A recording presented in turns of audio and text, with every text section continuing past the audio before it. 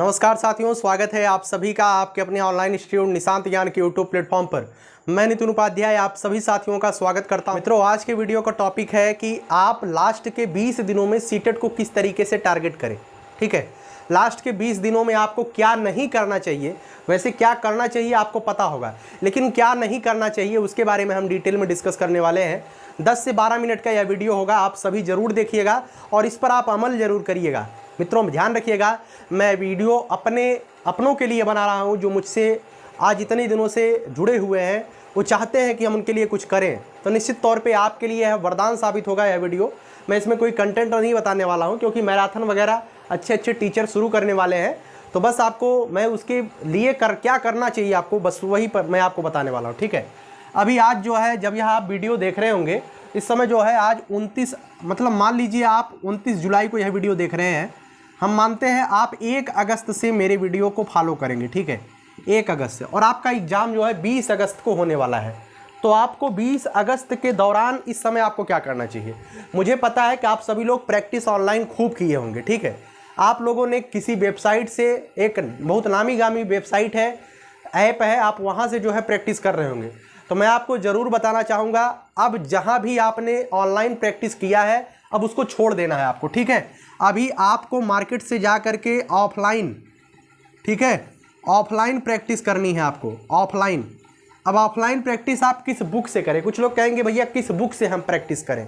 मित्रों, कोई practice set आती है मार्केट में या नहीं आती है, मैं कहूँगा मान लीजिए यूथ की प्रैक्टिस सेट मार्केट में है। ठीक है, यूथ की प्रैक्टिस सेट मार्केट में है, और मैं कहता हूं आप यूथ की प्रैक्टिस सेट मार्केट में आपको नहीं मिलती है या आप यूथ की प्रैक्टिस सेट नहीं पाते हैं अपने यहाँ, तो आपको क्या करना चाहिए, तो आपको जो है, जो प्रीवियस ईयर का पेपर है, जो प्रीवियस ईयर का पेपर है ना, जो प्रीवियस ईयर का पेपर है उसी को आप अपना पेपर मान लीजिए। ठीक है, जो 2022 के दिसंबर में हुआ है, जो 2021 के दिसंबर में हुआ है, प्रीवियस ईयर के पेपर को वही आप अपना पेपर मान लीजिए।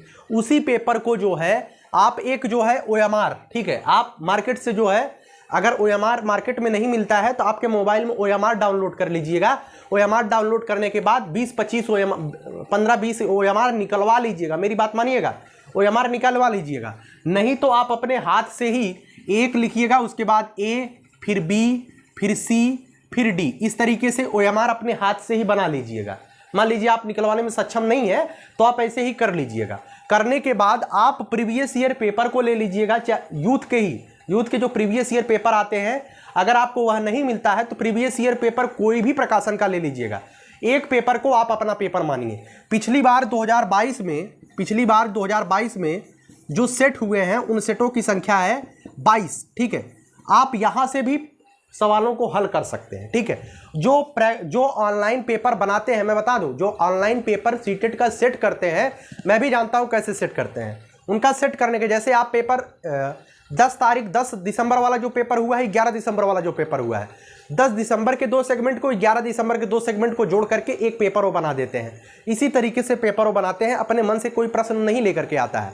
तो मैं आपको बताता हूँ, अगर प्रैक्टिस सेट आपको मार्केट में मिल जाती है, ध्यान से सुनिएगा, प्रैक्टिस सेट और प्रीवियस ईयर में अंतर है।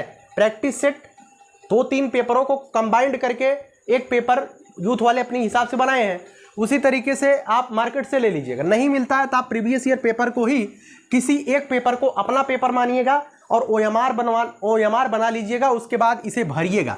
क्योंकि प्रीवियस ईयर में जब ऑनलाइन, मतलब 2022 के दिसंबर में जब ऑनलाइन पेपर हुआ है, मैंने कई बच्चों को सुना था, भैया टिक करते हुए हमारा प्रश्न छूट गया, हमारा 5 छूट गया, हमारा 8 छूट गया।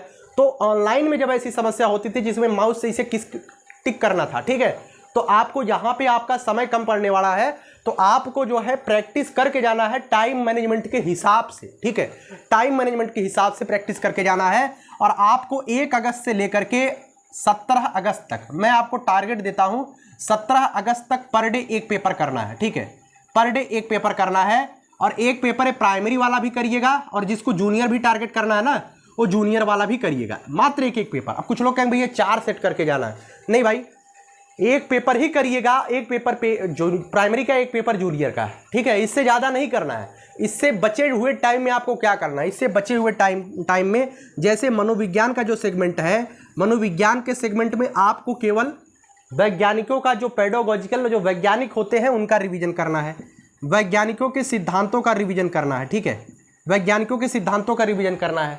उसी तरीके से मैथ्स के पेडागोजी में आपने शॉर्ट नोट्स बनाया होगा अच्छे अच्छे टीचर का, वो जब जो चीज़ें हैं ना, मैं कहता हूँ अभी आपके पास अब इतना समय नहीं है कि आप कुछ नया पढ़ें, ठीक है, आपको नया अब नहीं पढ़ना है। कुछ लोग कहेंगे भैया यहाँ से पढ़ लेते वहाँ से पढ़ लेते हैं, ये मैथ के पेडागोजी में छूट गया, हिंदी वाले में छूट गया, इंग्लिश वाले में छूट गया। अब आपको नया बिल्कुल भी नहीं पढ़ना है, ठीक है, आपको नया नहीं पढ़ना है। जो आपने नोट्स बनाए हैं, जो आपके पुराने पेडागोजिकल सिद्धांत वगैरह जहाँ से भी आपने नोट्स बनाया है, केवल और केवल उसको ही बार बार बार बार रिवीजन करना है और कुछ नहीं।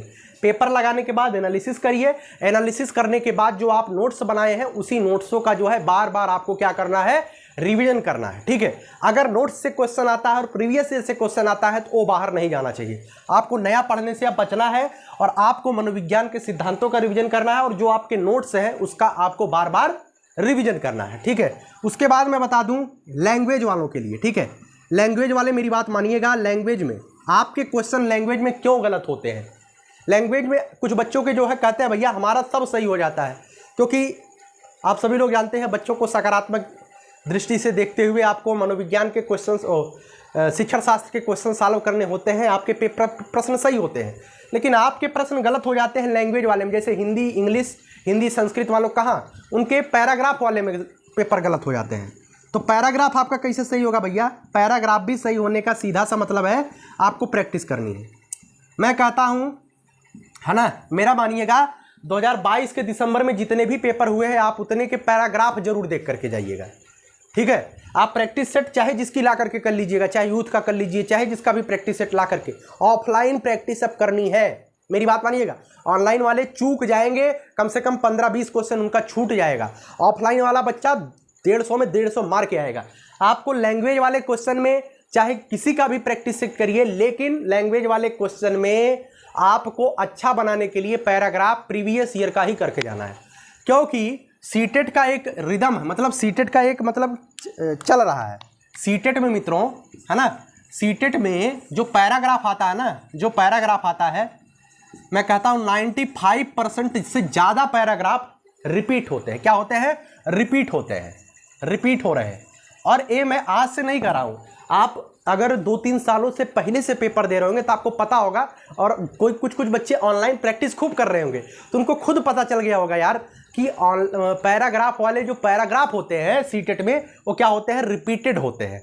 तो आपको रिपीटेड क्वेश्चन, अगर रिपीट कोई पैराग्राफ आता है, मान लो आपको समझ में नहीं भी आता, संस्कृत आपने ले लिया और आप संस्कृत में बिल्कुल डब्बा गोल है आपका, आपको समझ में नहीं आता तो आप उसको हिंदी तो बना ले जाएंगे। एक बार आप प्रैक्टिस किए रहेंगे ना तो नीचे वहाँ जो थ्योरिया दिया रहेगा उससे आप उस कहानियों को रिलेट कर पाएंगे, और जैसे ही कहानी को रिलेट कर लेंगे वैसे ही आपका काम बन जाएगा, ठीक है। तो आपको पैराग्राफ कंप्लीट करने के लिए आपको एक करके जाना है, प्रीवियस ईयर करके जाना है। पैराग्राफ रिपीट होते हैं बहुत ज़्यादा। ऑफलाइन प्रैक्टिस करनी है, पर डे एक प्रैक्टिस करनी है। 17 तारीख तक आपको ये काम करने हैं। आपको अब नया कुछ भी नहीं करना पढ़ना है। मनोविज्ञान में वैज्ञानिकों के जो दृष्टिकोण है, जो वैज्ञानिकों के जैसे वाइगोत्स्की हो गए, पियाजे हो गए, उसके बाद जो है आपके मतलब कि जो भी आपके वैज्ञानिक है यार, जो आप पढ़ रहे होंगे, आप उनको जो है बार बार रिविजन करिएगा। मैथ की पेडागोजी में वैन हिले वगैरह के, अबेकस वगैरह, ज्योग्राफी जो भी आता है ना, बार बार रिविजन करिएगा, है ना। और मैं आपको आखिरी बात बताना चाहूँगा। कुछ लोग कहेंगे भैया मैराथन, है ना, मैराथन देखना सही है कि नहीं सही है? मैं कहूँगा कि मैराथन देखना बिल्कुल सही है, ठीक है, बिल्कुल सही है। जितने भी अच्छे टीचर हैं वो मैराथन लेकर के आते हैं सीटेट में। मैं मैराथन को क्यों इस परीक्षा में क्यों सही मानता हूँ?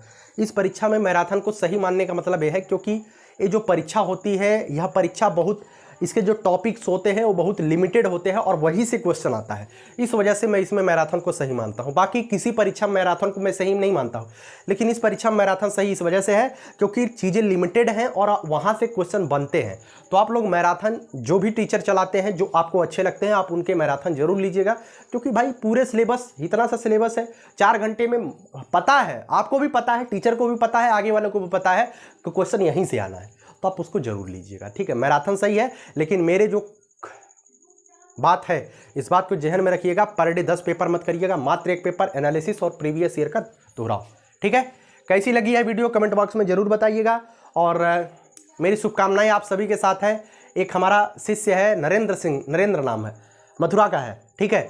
वो बच्चा 74 नंबर से शुरू किया था, जब वो प्रैक्टिस शुरू किया था 74 नंबर से, मतलब सीटेट बहुत लो लेवल का था। लेकिन आज मार्गदर्शन के साथ साथ मैंने उसे हिंट्स दिए और उसने पढ़ाई अच्छे से की, बेहतरीन तरीके से सीटेट की तैयारी किया। आज उसके जो नंबर आ रहे हैं, मैं देख करके दिल खुश हो गया। उस बच्चे के नंबर 114, 115 आ रहे हैं, ठीक है। उस केवल परिणाम जानते हैं किसका है? परिणाम केवल और केवल प्रैक्टिस का है। सीटेट प्रीवियस ईयर करके और प्रैक्टिस आज कर रहा है।